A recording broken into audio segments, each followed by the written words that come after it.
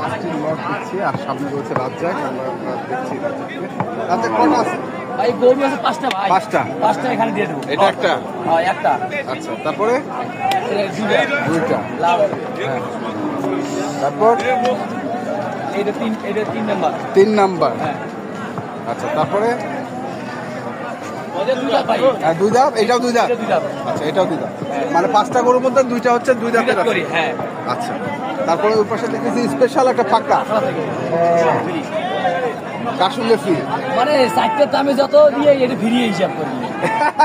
কয় দিকের বাজার হিসাবে। কেন আজকে এই গরুগুলো কয়টা আমাদের 5,25,000 বেচছি। হ্যাঁ, 5টা গরুর দাম আছে 5,25,000। এই 5টা হ্যাঁ 5,25,000 5টায়।